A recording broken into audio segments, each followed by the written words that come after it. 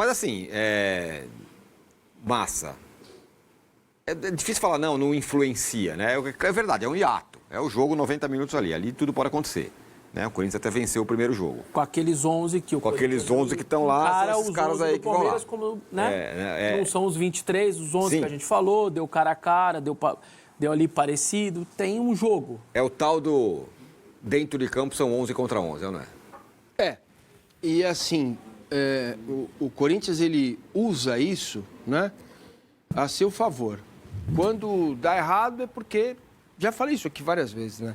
Fica aquele coitadismo. Mas claro, olha, tem o Ministério Público, tem a polícia, não sabe qual é o presidente, vou tomar transfer ban. Quando ganha é porque é muito grande, porque é o time do povo, porque a camisa é muito forte. Então vamos separar as coisas?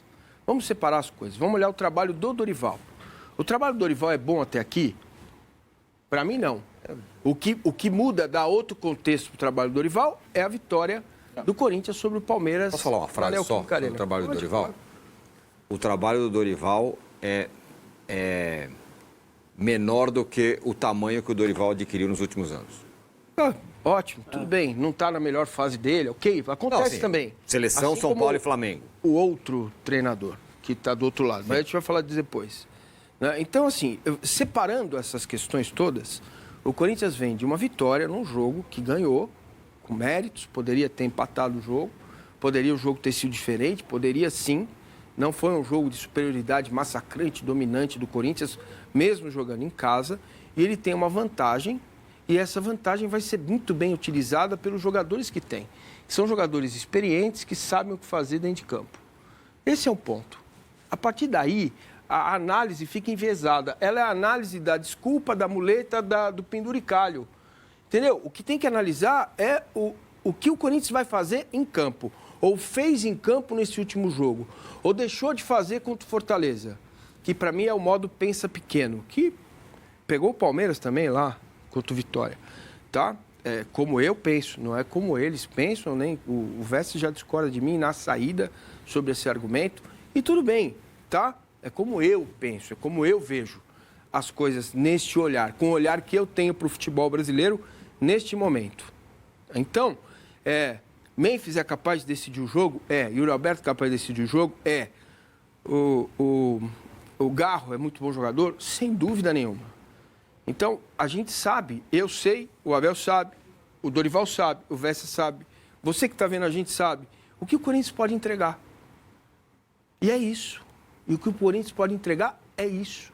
Nada mais, além de raça, vontade, disposição, controle do jogo pela experiência, né, pela imposição, que foi o que a gente viu, né, quando o Palmeiras fez o gol lá de empate, e os jogadores do Palmeiras foram sendo expulsos. Não sei se vocês repararam nisso. Os caras foram... expulsando os jogadores do Palmeiras, tudo lá. Aí vem o Facundo, vem o Maurício, aí tem que sair o Gomes lá de trás para falar alguma coisa. Isso fala do Palmeiras, não do Corinthians. Então, se o Corinthians passar amanhã, não vai ter nenhuma influência a polícia, o Ministério Público, a falta do presidente. E se não passar, também. Porque senão vai ser sempre aquela coisa do coitadinho, eu sou coitado, porque eu tô, olha o que está acontecendo comigo, meu Deus, tá? Esse é o meu jeito de ver a coisa. Mas por isso que a gente está falando isso antes do jogo. A gente está ponderando essas coisas todas antes de saber o resultado, porque elas como a vida como ela é. Isso está acontecendo. Okay. Isso não é uma desculpa para o resultado. O transfer ban, a falta de dinheiro, a confusão política. Então, mas isso não está no jogo, né? Isso foi, repito, nos 90 minutos. O Daronco... É a mesma coisa que se o Corinthians perdeu, o cara fala, também o Palmeiras teve 58 milhões de superávit. Então, eu acho que isso não entra. Isso, é isso que eu tô falando. Isso essa não entra. discussão não entra. Você pode dizer que o Palmeiras tem um time melhor, tem mais jogador, que o Abel é melhor que o Dorival. Não entra dentro das 4 linhas, mas para o torcedor que eu acabei de falar do primeiro comentário, entra. Então, mas a nossa perspectiva é outra, deveria ser, né? O trabalho do Dorival, você acha que é bom? Não, acho que é regular só. Mas também, se eliminar o Palmeiras, já vira bom. Aí é maravilhoso. Como é que foi o trabalho dele no São Paulo? Bom. Por quê? Porque ganhou. Pela caneco. Se você tirar o caneco dali, fica um trabalho... Ganhou o quê? Copa do Brasil, né? Passando por... Palmeiras, Flamengo e Corinthians. Beleza. O brasileiro dele, Foi fraco. sul-americana dele. Chegou na semifinal, mas perdeu pro time do Zubeldia. Não, quartas, né? Quartas de final, perdeu pro time do Zubeldia. De casa. Zubeldia em casa, exato. Um a mais. Isso. Então, é isso, né? Então, assim... Então, mas só um parênteses. Isso é o Dorival puro. É o Dorival que ou ele vai te entregar um título no final do ano. O que não deixa de ser uma virtude, porque Não, tem super. que não te entrega nada. Não, é verdade. Não. Ou ele vai te entregar um título, como entregou pro São Paulo, como entregou pro Flamengo, e aí foi espetacular, ou o Santos lá atrás.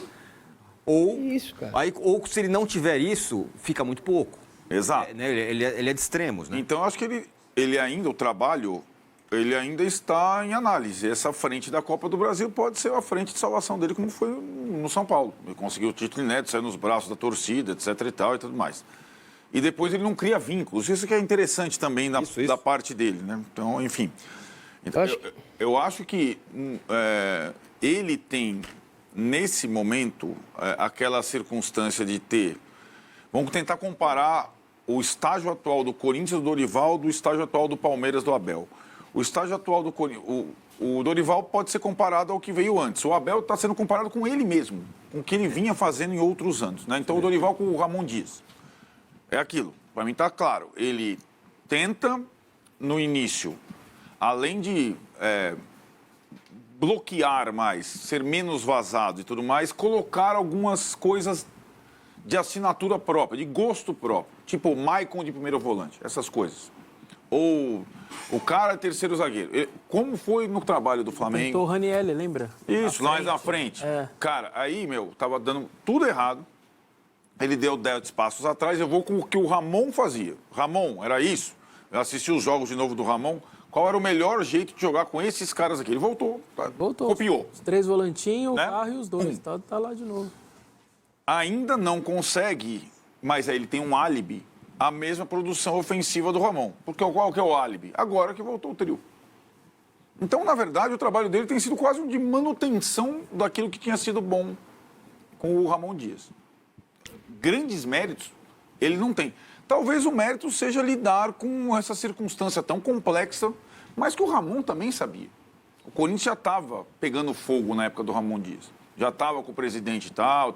E o Dorival aceita assumir o Corinthians, com o presidente apresentando ele já meio escapando para não dar satisfação para ninguém, naquela cena constrangedora. O Abel, a comparação é com os melhores momentos do Abel. Aí é uma outra circunstância. E o que intriga é o que a gente estava discutindo aqui, que justamente no momento mais desorganizado do Corinthians, de piores resultados no geral, o Corinthians esteja vencendo o Palmeiras, nesse momento. Isso acontece no futebol com rivalidades, em outras circunstâncias, né? Acontece. Isso intriga e machuca o palmeirense.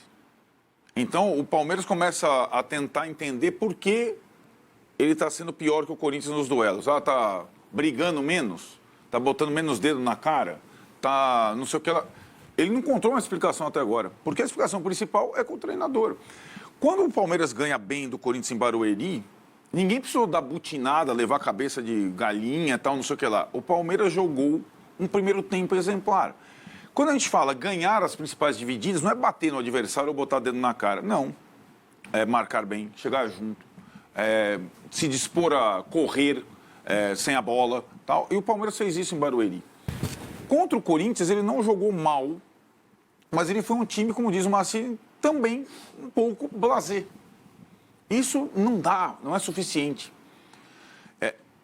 O Palmeiras, acho que talvez não vai no estalar de dedos, a gente está esperando isso do Palmeiras e do Flamengo, em outros aspectos. Não só pelo superávit e a quantidade de jogadores contratados, pelo potencial que cada time tem de jogar. Eles não jogaram ainda. Então a gente fica, uma hora o nível desse time vai subir. Uma hora o nível desse time vai subir. Em relação ao Abel, a comparação é mais cruel ainda do que com o Felipe Luiz, porque o Abel é há 1 ano e meio que a gente está esperando isso. Com diferentes jogadores, com o clube do mesmo jeito, com o clube contratando mais, com o clube incrementando o seu elenco. Então é uma pressão quase interna, em que o rival ele só fustiga esse negócio, ele vai abrindo a ferida do Abel. Pô, o time não joga, o time não ganha do Corinthians. Né?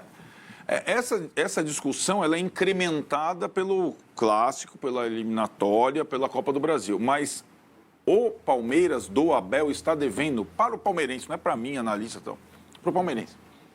Boas atuações. Ir além de competir em todas as frentes, né? Então, eu acho que essa é uma pressão interna mesmo, que o adversário só amplifica nesse momento. São situações bem diferentes de Dorival Abel, evidentemente, além do tempo de trabalho, característica e tudo mais. Só para ilustrar o que ele está dizendo, o Corinthians